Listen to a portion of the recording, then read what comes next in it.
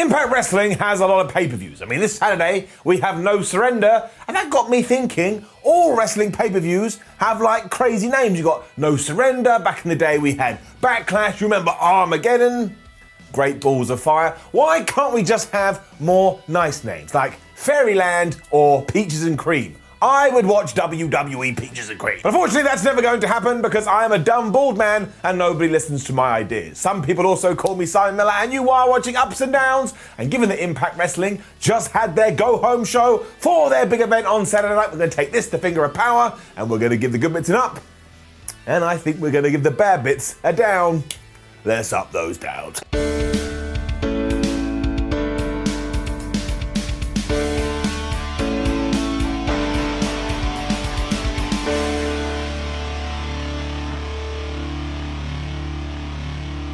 Impact started by hyping No Surrender and their like triple threat revolver gauntlet thingamabob they've got going on, and I think I understand the rules, which of course means I'm not 100% sure that I understand the rules. The three guys start, and then as soon as one person gets pinned or submitted, another guy comes in, and you just keep doing that till we've got one left, and whoever that is becomes the #1 contender for the X Division Championship. I mean, it sounds new to me, and I'm all about new. And given that Josh Alexander, Willie Mack, Trey Miguel, Suicide, Chris Bay, Daivari, Blake Christian, and Ace Austin, I think that's all of them, are going to be involved, we drew a line down the middle, and we had ourselves a lovely 8-man tag team match. A quick side note too though, does anyone find it so strange about the people that sometimes are on the Impact roster and then they like fall into a hole and disappear? Like Suicide was back, and I thought Suicide was TJP, but I honestly can't remember. And then Daivari comes and goes like he's a college student that sneaks back into his parents' house because he wants his mum to do his washing. The good guys were on top to start the thing before Willie Mack got into a little bit of trouble and people started to beat up on him. And I watched going, if only there was something he could do, like a warm slap. My terrible joke about a hot tag. Of course, that's exactly what happened, and it was Trey Miguel who was able to run wild, and then the tag team match klaxon sounded, so everybody got in the ring and started doing their moves. Now, the move that Josh Alexander chose to do was an ankle lock, and Christian broke that up by doing a 450 off the top rope. I mean, that is like opening the door with a gun, but it did look pretty impressive. It did not work out well for him though, because then he fell foul to what I think they called the hourglass submission by Miguel, who got the tap out victory, and ever since he has re-signed with Impact, it seems like we're about to fire him to the moon. There he goes, old Trey Miguel. It also meant that straight away we continued on his feud with Sami Callihan, who hacked his way into the arena and just said once again, Trey Miguel, you may have won there, but you suck. And I now presume at No Surrender, when we do get there, Callihan will somehow cost Trey Miguel his opportunity, and then those two will have a fight. This was a fun way to start Impact is getting up. We had the first of a couple of videos for Tommy Dreamer then, who is celebrating his 50th birthday. So Tommy Dreamer, I send you many happy returns for the day. I don't want to be that guy, but the funniest one was Eddie Kingston when he didn't really know what to say, so he went, you did this a lot, and kind of just threw his arms in the air. Obviously, these are all jokes, and you can feel the love. Good old Tommy Dreamer. Following on from last week too, and the big return of ODB, she was then fighting Kimber. This is all rhyming so far. Let me see if I can finish it off, because those two groups that they're associated with don't like thee.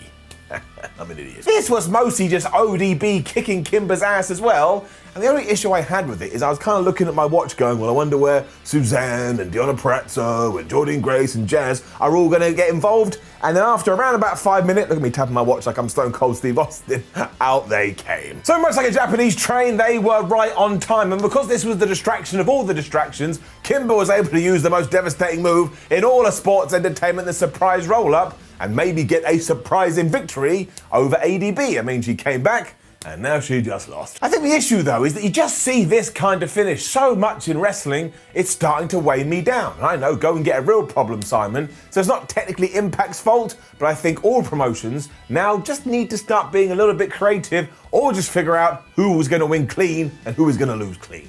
So either way, because of that, down. I really don't get where or what this whole Johnny Swinger Casino thing is either. If you want to explain it to me, I tell you I'm all ears, and I'm literally all ears. Look at me, I got no hair. still down. Bafala Bar was in this casino trying to make a bet with a cookie, which to be fair is my kind of gambling, and when they realised what he was trying to do, he got booted out of there, but then Johnny Swinger was here and now he is in charge, or he has somehow got hold of this stolen money. And I was like, how is the stolen money been reinserted into the storyline? The stolen money on Impact is featured more than Mojo Rawley on WWE TV. I mean, I thought that Kiera Hogan and Tasha Steelz had this, but apparently not, and then Swinger and Alicia Edwards just made a bunch of jokes before this ended. Honestly, I am so baffled by this, and if you love it, good for you, but I don't get it. It also seems like we may be about to break up another wrestling group, because my word, does wrestling like to do that. But Suzanne, Kimberly, and Deonna Purrazzo was here, and Suzanne did not appreciate what had just happened because it wasn't very businesslike and it wasn't very professional. So she was going to find Scott doing more, and she was going to try and get a 6-person tag team match sold for the pay-per-view on Saturday. Purrazzo and Lee tried to calm her down, but to no avail, and the women's champion was kind of like, I am getting sick of Susan, which is also a brand new sitcom coming to TV soon. Cousin Jake was then making his decision about whether or not he was going to join Eric Young's Violet by Design group, and I'll level with you, I would have preferred it if he had joined and then we'd found out a little bit more about this faction, but otherwise, this was all good, it set up a feud, it all made sense. But yeah, he did tease that he was going to do this before he just tore up the invitation, was like, nah, I don't want to do it. But his big line is that he feels like he needs to stand for something. You've heard that phrase before, you've got to stand for something, but because of that, he has now changed his name to Jake something. Now, when I first saw this, I just thought it was an error. I thought it was a mistake. They had a graphic later and it said Jake something, but hey, I guess it's never been done before, so good for you. And the big twist here is that Violent by Design were going to beat him up, and Cody Dean was like, no, don't do this. I want to take him on at No Surrender. So bada bing, bada boom, we got a new match. Again, this was fine, but I just don't get what the focus is. Like, if you came up to me and said, Simon, why did Cody Dean join them? I'd be like, I don't know, because he wanted to believe in something. Oh, hey, look over there, it's Jake something, and then I'd run away. But everybody in it is very good, so it's a very interesting scenario. Rohit Raju then justified bringing back Mahabali Shera by saying, look, every time I see TJP, he's got that monster manic, so now I have brought my own monster back to Impact Wrestling. I wanted to sit him down and go, dude, you know they're the same person, so he's not bringing a monster with, he is the monster. But anyway, look, I like these two together, they look really good, and a character like Rohit, he would have some kind of like mammoth man backing him up, so all this was fine. They will have a fight at No Surrender. We then got our weekly Tony Khan and Tony Schiavone AEW Dynamite advert, and I was surprised by this and also proved to be a moron, because I thought that last week they hinted that they were done for a little while and they'd be back soon. But thank goodness that wasn't true. This was mainly because halfway through talking, Khan said that he had realised that he was the Forbidden Door. He'd heard people talking about this from across the wrestling landscape, and it was a joy to figure out that he was such a thing. So Tony Khan is the Forbidden Door, and James Hetfield is the table. He thanked Impact for opening his mind, which kind of also acted as the catalyst for Kenta being in All Elite Wrestling, and I enjoy all of this, and it makes me excited for when the borders are back open properly. I mean, who the hell knows what's going to happen? The only problem this week is that we did have Tony Schiavone here, but because he wasn't promoting an event called Beach Break, he wasn't dressed like a dad that was about to go surfing with his kids.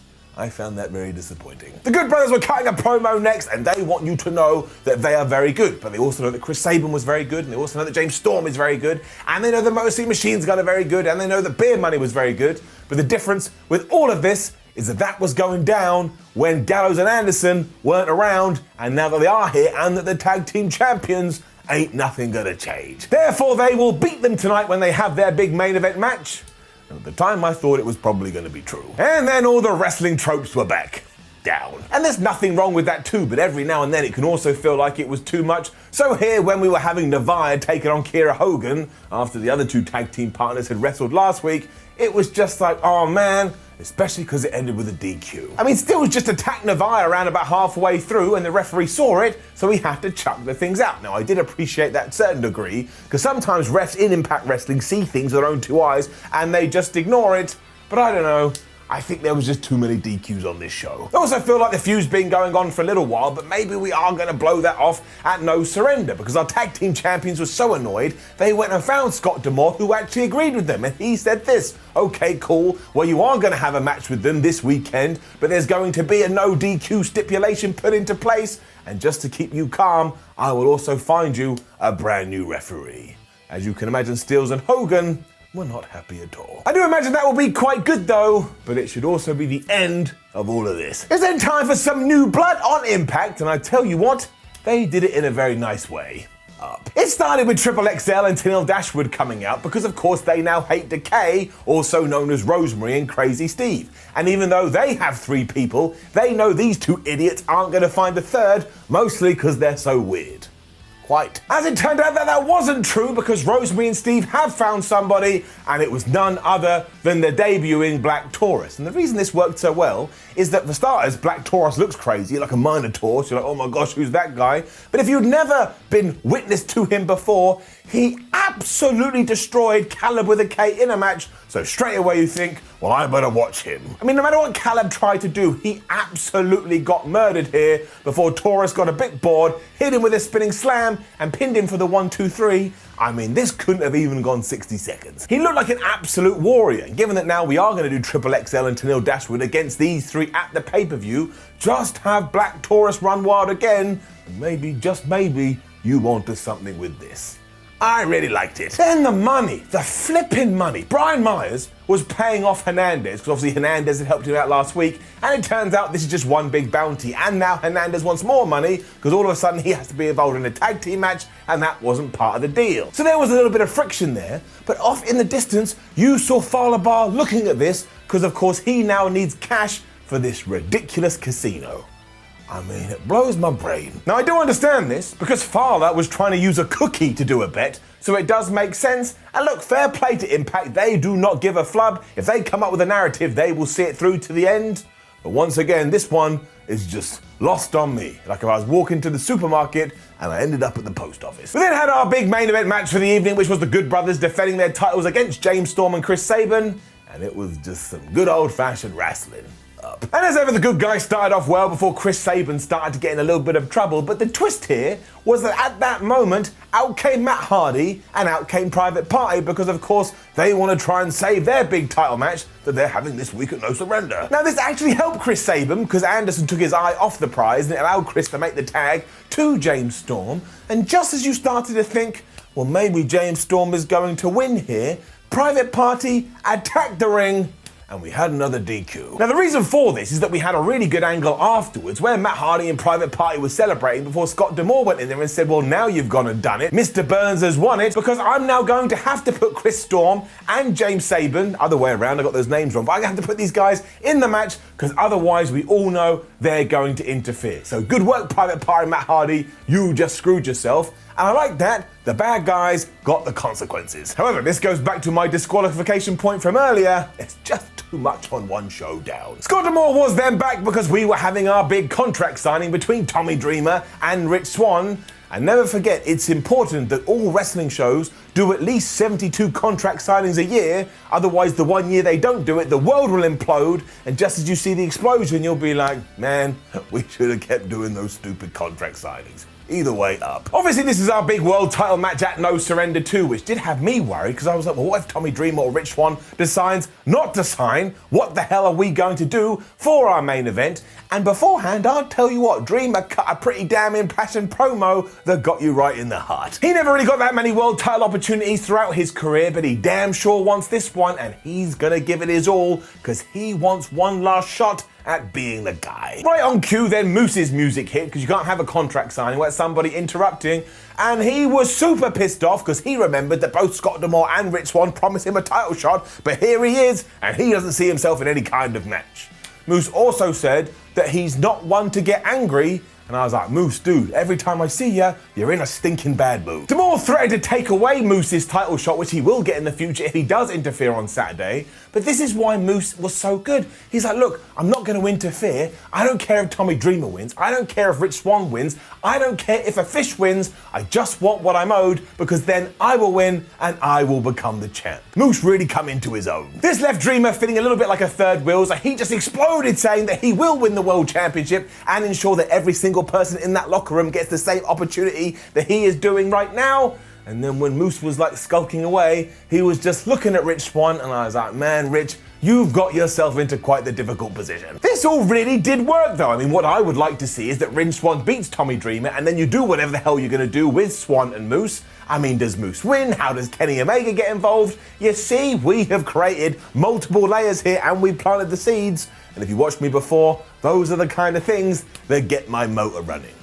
That's not a sexual thing, I just mean it's what I like from my pro wrestling. Which meant that our go home show for No Surrender did end with a bang, not DDP. And as always, you can just sit down, it flies by, and if you're over here in the UK, Impact has now made it even easier to watch than ever. It's on YouTube and it's on Facebook. Couple of thumbs all around, and it gets a big damn up. Now don't forget to leave a comment below and let us know what you thought about last night's episode of Impact and what the hell do you think is going to happen at No Surrender. Like the video, share the video, and subscribe. Then go over to WhatCulture.com, stay up to date with pro wrestling, follow WhatCulture on all social media, you know what I'm talking about, and there's videos right there, click them and hang out on the channel. My name is Simon for WhatCulture. We will be back on Sunday to up those downs for No Surrender, and I will just say this, I believe that Rich Swann will still be our world champion. I'll see you then.